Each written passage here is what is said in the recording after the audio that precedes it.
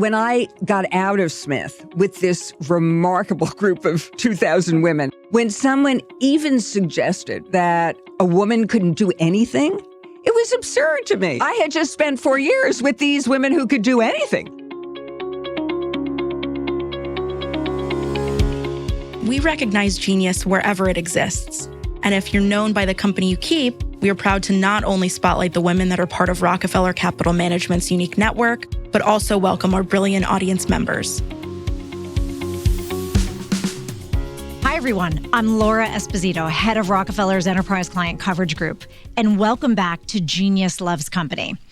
Everyone has a story to tell, and we're excited to hear them from some of Rockefeller's top private advisors, investors, senior leaders, and women in the circles of our broader network about the life and career experiences that got them here and the insights and perspectives they gained. What a treat for us today that with us is Shelly Lazarus, Chairman Emeritus of and former CEO and Chairman of Ogilvy and Mather, the global advertising, marketing, and public relations agency, and someone we're so proud to have as a member of the board of directors of Rockefeller Capital Management. Welcome, Shelly. Thanks for being with us. Thank you, Laura. It's great to be here. This is such a treat for us. Let's just jump right in, Shelly. You've been widely recognized not only as one of the most powerful women in the advertising business, but as one of the most powerful leaders in business, period. You joined Ogilvy and Mather in 1971. You shot inexorably up through the ranks to become CEO in 1996. Now knowing you, not that I am at all surprised, and then chairman for more than a decade. So let's go back. I'm so fascinated by kind of various inflection points and formative periods for women like you, leaders in our network. If we go back to your childhood, how did you think about your career when you were growing up? Well, I never thought about having a career, but my father was a CPA and he was part of a firm, and he would come home and talk about what he did during the day and his clients, and I was always really interested. And then when I was about 11, he bought me some stock. Because I would always watch him looking at the newspaper and seeing the stock price. And we had a conversation about what to buy. And I picked ITT. I even remember it to this day because it was international.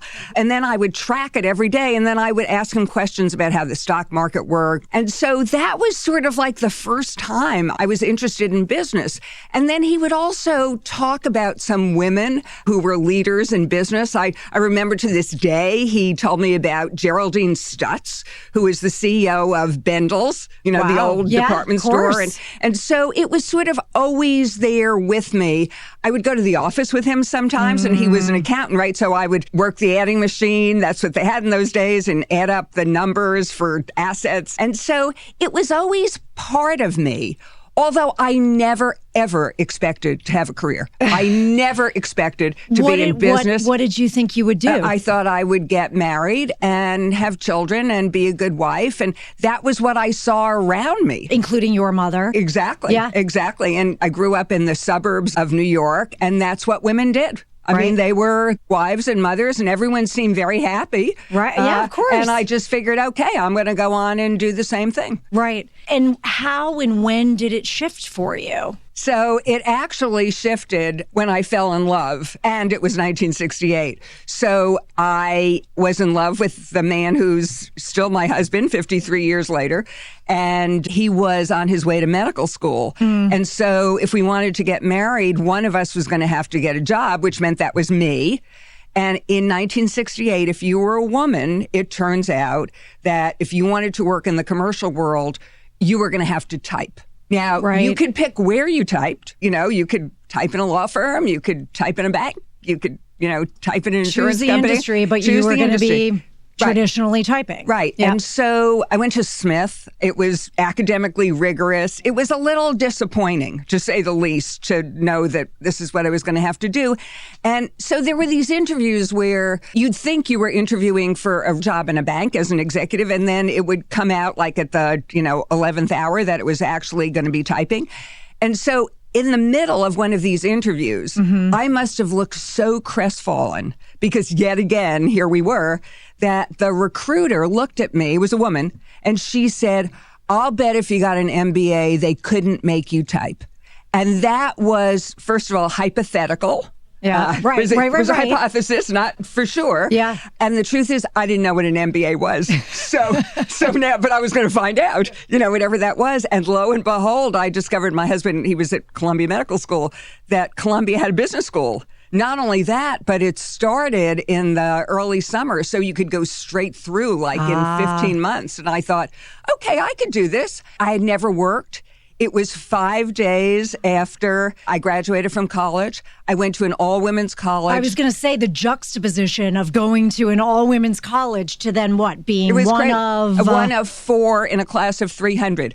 So it was startling because I had never worked. I didn't really know what they were talking about. Right. Talk to me about that experience. Unpack that. Were you uncomfortable? Oh, I was never uncomfortable. I was just disoriented.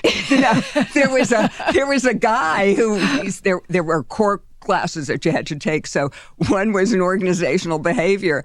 And there was this guy standing in front of the room, the professor, who's drawing like boxes with things in it. And, I had studied the origins of the French Revolution and government in the Soviet Union. I didn't know what he was talking about. Why was he drawing those boxes?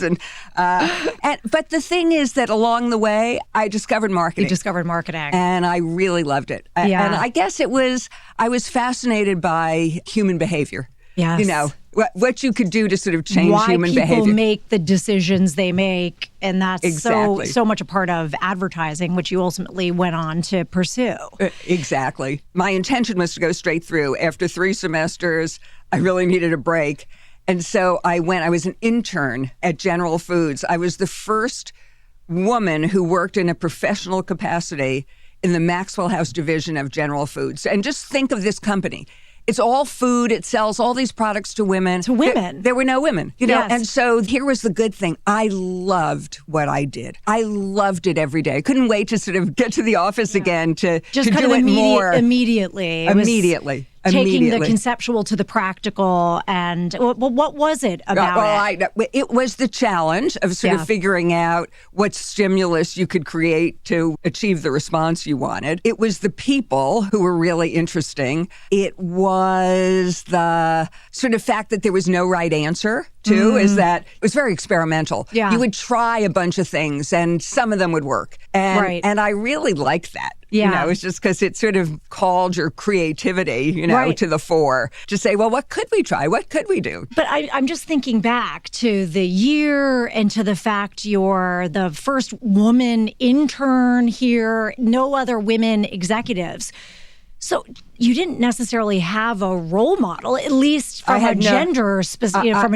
No, right. And so that how Laura, are you figuring it out? That, Laura, is such an interesting thing because I took everybody as my mentors and role models. When young women today say, I want a mentor and all that. Well, if you're just, think about it, everyone you interact with who you respect is your mentor, really. Sure. But I would do things like I would kind of pretend that I knew what I was doing over the course of the day. But then at the end of the day, I would actually seek people out, my boss's boss, and say, do you have a minute? Can I just ask you a few things that occurred to me over the course of the day?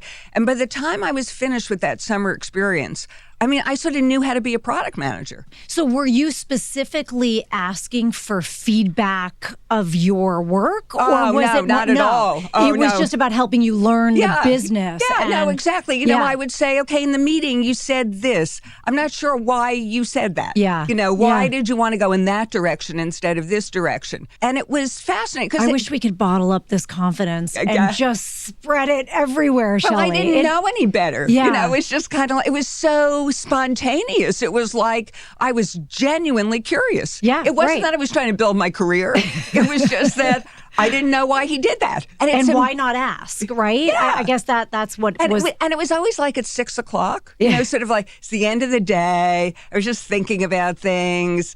The guys are kind of finishing up and doing stuff, and you just sort of plop into their office and go, I'm just curious. And God, it was an entire business school education. So then did you you went back to business school? So I did. I finished okay. and then I went to Clairol. Okay. And one of the reasons when I think about it in retrospect, it was the one place that had one other woman. So it was just like, Genius Loves Company. Did you seek it out because of that? No. It was just happenstance. Just happened. Yeah. Okay. Sydney Ward. I always Ward. thought that was her name. I thought she probably got in because they thought she was a man. And she was wonderful. I just thought the world of her. And so, again, a company that sells all these products to women. There were no women. There was Sydney, and then there was me. I joined, and I love that too. I mean, I had a wonderful experience at Clairol and introduced a bunch of new products and just learned so much from everyone. Then I got this call one day. I'd been there for 2 years, loved it, was happy. When I was at General Foods, Ogilvy was the agency. Okay. And I thought they were amazing. Again, in retrospect, I think it's because instead of just telling you an idea, they would put it on a big foam board. And it was like, oh my God, what an amazing idea. Ogilvy was looking for somebody who knew something about hair to work on a Unilever shampoo product. And I thought, okay, well, I'm not leaving Clairol because I love it, but I haven't seen my friends from Ogilvy, in 2 years. Right. So I'll just pop over there and catch up with them again. And I went to Ogilvy never expecting to spend more than 2 years. I did 2 years on the client side, then I did 2 years on the agency side. And then what did you think post the agency experience? I didn't know. Okay. I didn't know, but something else. And I never left. And that's the whole story. Right? And here we are today. Here we are, right. So at any stage, whether during the internship, during your CBS experience, at Clairol, once you got to Ogilvy, did you sit down and kind of very deliberately say, okay, here's where I want to be, and kind of think through a linear path in a career? Never. And so when people come to me and they have their career path all laid out perfectly, I just think, well, you can do that, but that's not the way it's going to happen. The best laid plans. It's not going to happen that way. Someone once said to me early on, it was a woman, she said, it's like skiing, just keep your knees bent and be ready for anything. And it was sort of like that. I never aspired to be a CEO or to be anything more than just the person who got great work for her client. I mean, that's what I did. Right. And the way I think about it is every once in a while, someone would come into my office and sprinkle another title on me. And I would be respectful and grateful. And I'd say, now can I get back to my real work? And then one day it was to be CEO. So it was just, which was a little startling, but, But I struggle because sometimes as I'm mentoring younger women, last 25 years of my career, I've kind of embraced the mentality of it's a meritocracy, and if I put my head down and I do right by my clients, then I'll be recognized, then I will advance. But that's not always the case, right? So what advice would you give to women today when thinking about how to sustain a career and continue to develop?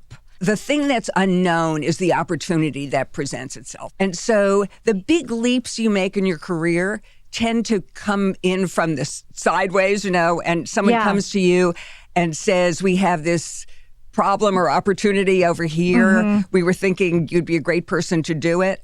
My own experience is that women tend to sit back and go, do I have the necessary experience? Have I developed the skills yet? My advice is just say yes. Just say yes. Just say yes. So just remain open, just say yes. And the harder it is, the bigger the opportunity is career-wise. Right. It tends to be that they don't come and ask you to do things that are easy. Yeah. It's just sort of, it's like the person before is failing. We don't know what we're doing in this, in this area, but we think you might be able to lead us out of the morass. Did you ever approach it with trepidation, or were you scared at all? I was scared. You hear a lot about imposter syndrome. I was scared all the time. Did you suffer from that? I realize now I was scared 75% of the time during my career. No kidding. But you got to jump. Right. I still... I guess it's what's the worst that can happen? What's the worst thing that can happen? I tell this great story. I think it's really important. It's just, it sort of acted as a principle for me through my whole career. I was at Ogilvy working on the Unilever shampoo, and the media plan, we had a meeting at 1:00 to present the media plan for the next year. At 12:45, the media planner comes into my boss's office and is literally running in circles because the computer was down. Okay. And in those years when the computer was down, it was not just like a simple fix. The computer was down for hours, right? And she's running around in circles and going, oh my God, we're supposed to be there at 1 o'clock and my boss, he sort of saw the trajectory of her run. He kind of intercepted her and he put his hands on her shoulders and said, what do you think they're going to do to you? Take away your children? And it was just like, this was a moment of revelation. It's what's the worst thing that can happen? You get fired. Actually, no one's going to fire you. When you're really a prized employee who they're giving a new opportunity, no one's going to fire you. Right.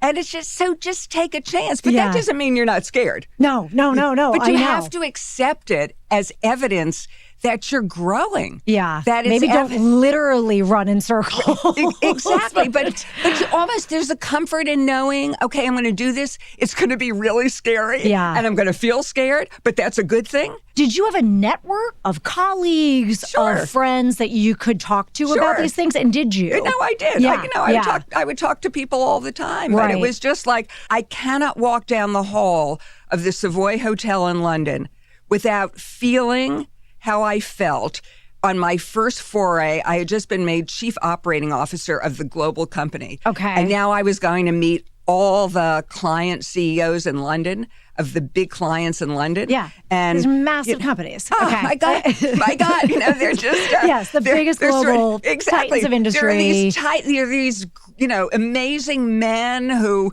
have been in these positions. I was terrified. I was so scared.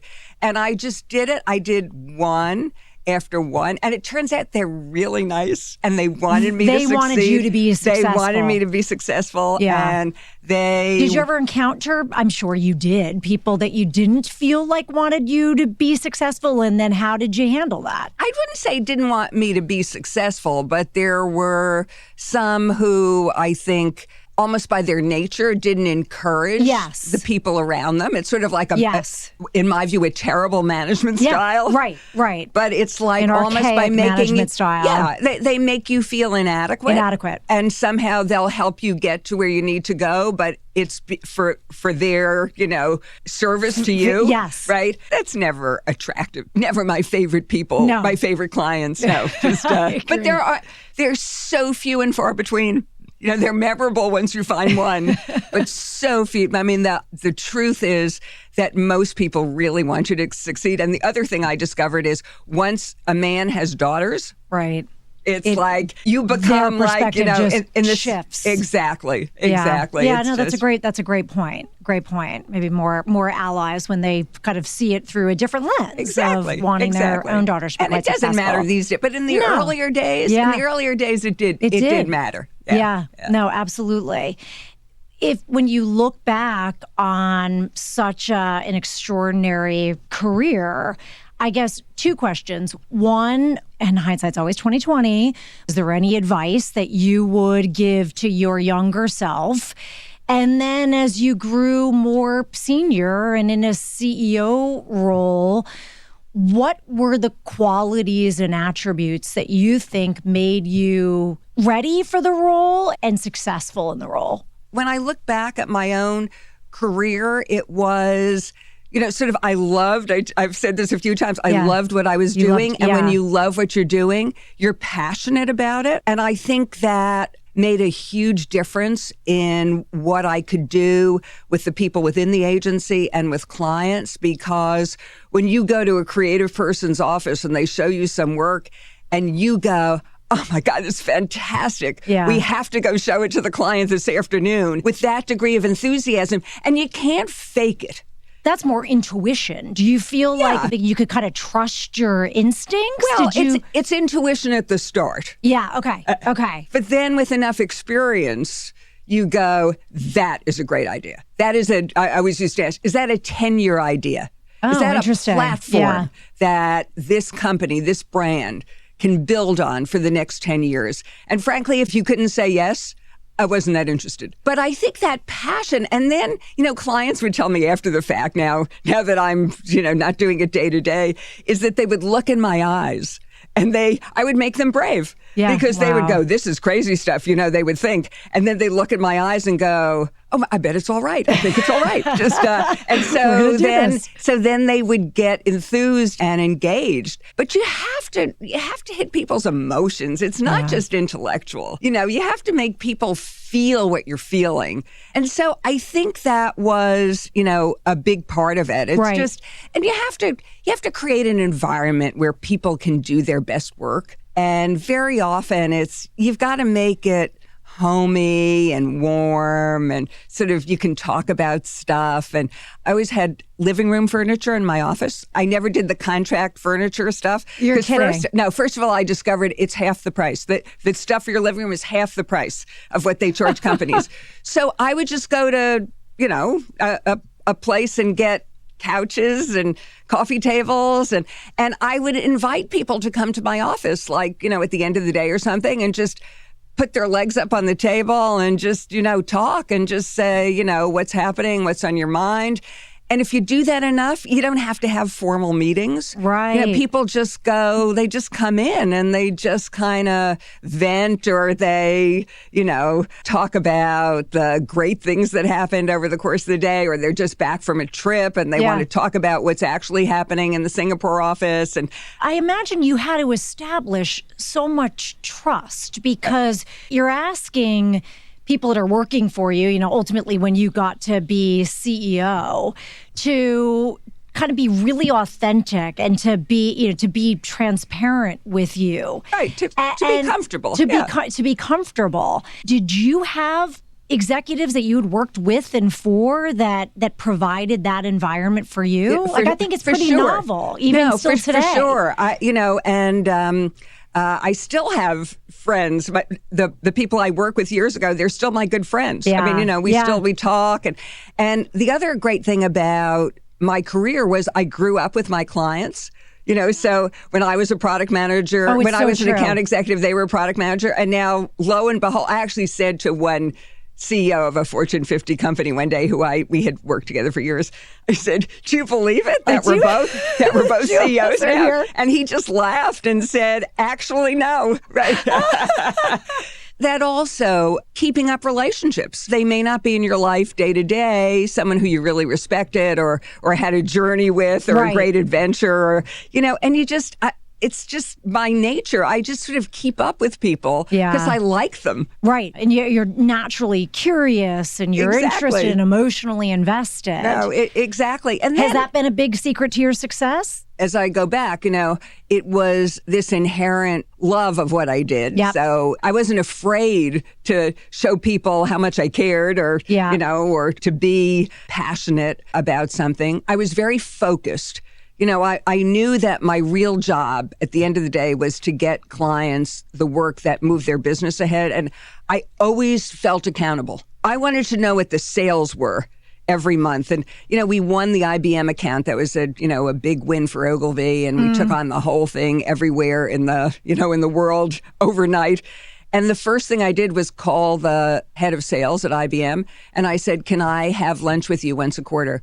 Because I want to know whether the work that we're doing is actually moving the needle. Right. And if it's not, we have a problem. I care what the marketing people think and all that. But at the end of the day... That's extraordinary because I feel like that's a big piece that kind of gets missed in the development of a lot of women. The whole concept of the financial acumen.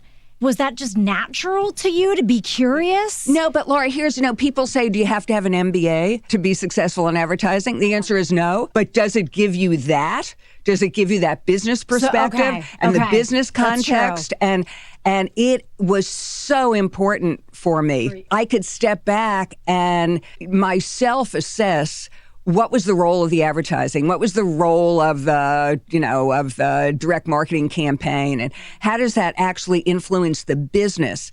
And all of a sudden, you're at the table. Right. All of a sudden, you're sort of sitting with the CEO to say, okay, if I think if we could get lapsed users back and get them to spend at 3/4 of the rate that they used to be spending at, then we make the revenue number for the year. So for women, and this very much applies to me as well, I didn't go back for an MBA. I was on a track and I felt like I didn't need it. Thank you. Talk about imposter syndrome.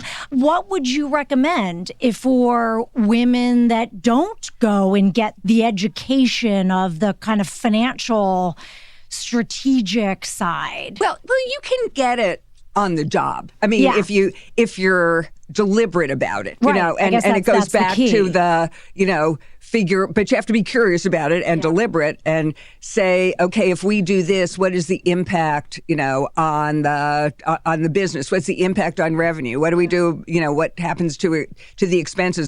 I think always having that sort of as context for whatever it is. Always having that as the framework. The framework, exactly. Yeah. Exactly. Okay. But I think the more profound attribute actually is just feeling accountable. You got to know where you make a difference, why you make a difference, why the company will be less good if you're not there. Right. And you have to think about that. It's not egotistical, actually. No, but it's just sort of understanding what your value is, because that also gives you courage. Yeah. It gives you confidence. Help you prioritize too? For sure. I mean, if it wasn't going to increase revenue, why are we spending time on this? Yeah, right. Exactly. Yeah. I actually had this I offer it to other people, is, you'd write these 50-page strategic plans every year and all that. And, that was great. And you'd present it to your people. And I would always, after that, though, take a little piece of paper and in pencil, actually,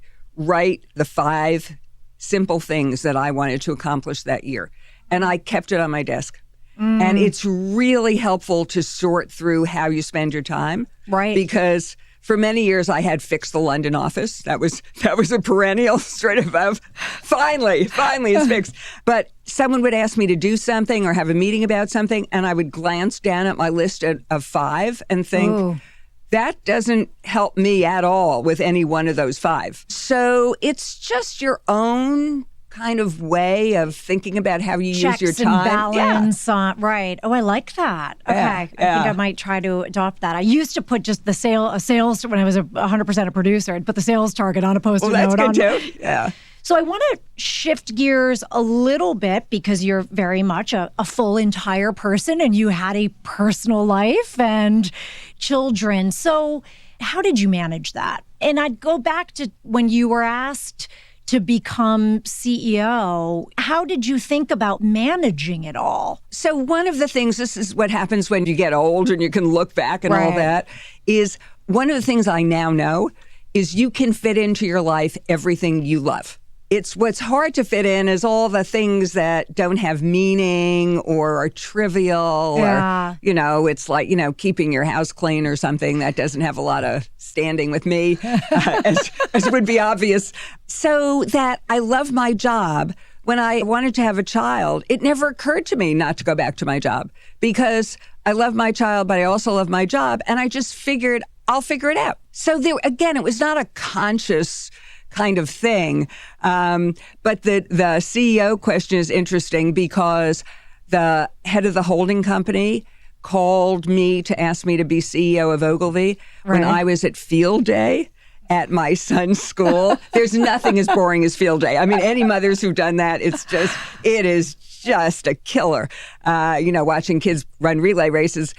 And so I'm in Riverside Park. Did you know that this call was coming? No, not at all. Okay. And cell phones weren't so good in those days. Right. Okay. So I did have a cell. So I'm standing in Riverside Park watching the relay races, and the phone rings, and it's Martin Sorrell, who is the head of WPP. And I thought he was asking me to be the CEO of Ogilvy, but he was going in and out, and the kids were screaming. And I thought, okay, this is a metaphor for everything. So I said, Martin, actually, I'm someplace I can't really hear you very clearly. could I just call you back? Like in an hour, I'll be back in the office. And do you think Martin is sitting there thinking, I'm asking this woman to be CEO? Probably. Although I'm she's sure trying to call me back. I'm sure it probably never crossed his mind that I was at field day. I mean, that was it. True. But it was sort of like, but that again is, I could fit it all in. And one of the things that I discovered, because now my kids are grown, you could ask them, right? Is that as long as they know that they are the most important things in your life, everything else works too.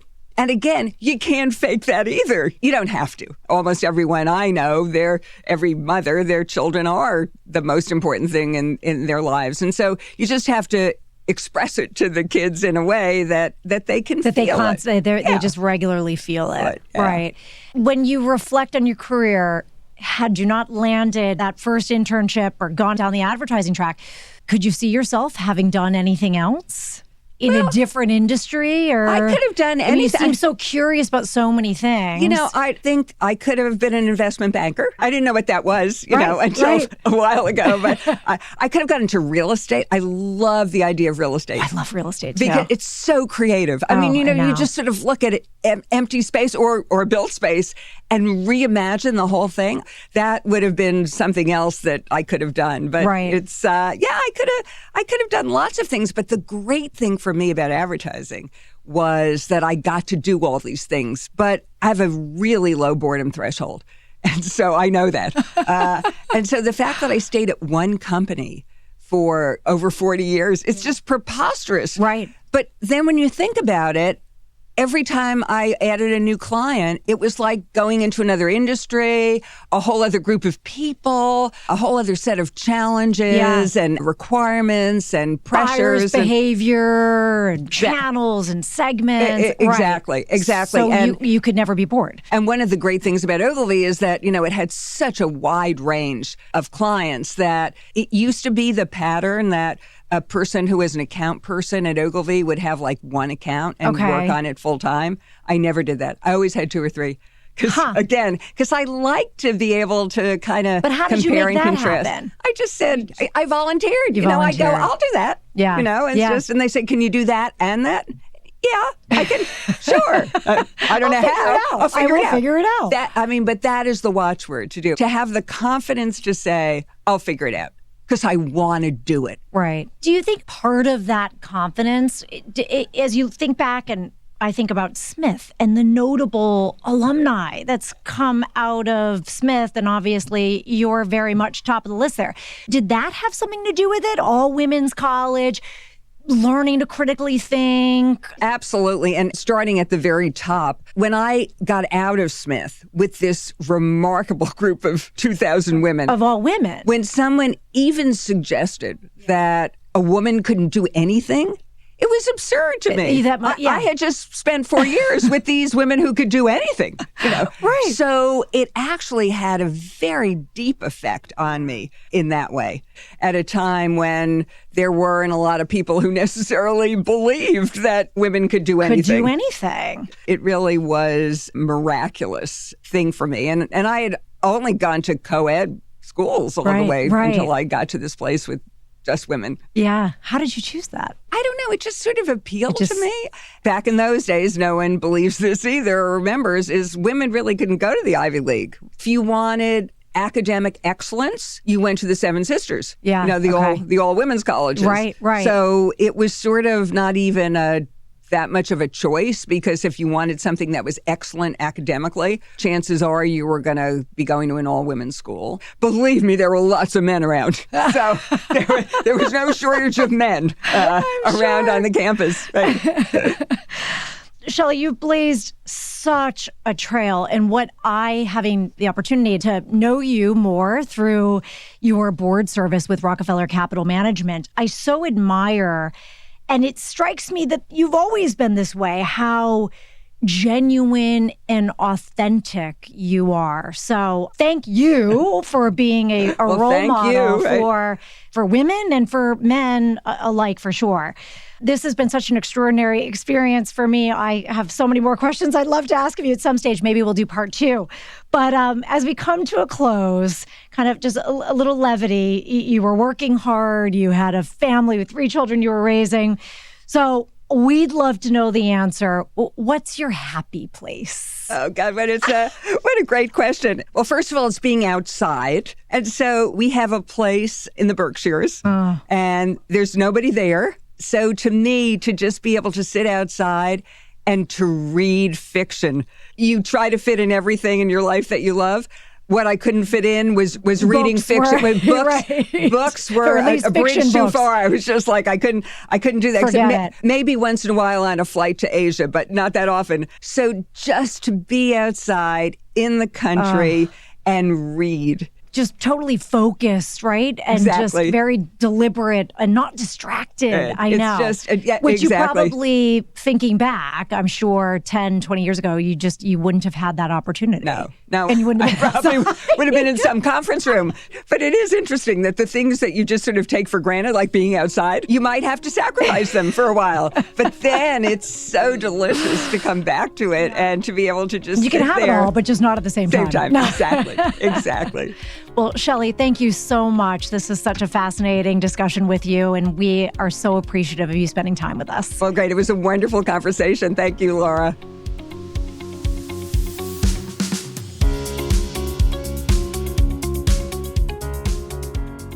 Thank you for listening to Genius Loves Company. To learn more about Rockefeller Capital Management, visit rockco.com or keep up with us on LinkedIn or Instagram. This material was prepared by Rockefeller Capital Management. The views expressed of the hosts and guests in this episode are as of a particular point in time and are subject to change without notice. The views expressed by the speakers are solely their own and may differ from or conflict with those of other divisions in Rockefeller Capital Management. This information was provided for illustrative and educational purposes only. It should not be construed as an investment recommendation, investment advice, an offer of Rockefeller investment advisory or brokerage services, or a projection or illustration of the performance of any particular investment or strategy offered by Rockefeller. Forward-looking statements, including those presented herein, are inherently uncertain, as future events may differ materially from those reflected, and past performance is not a guarantee of future performance.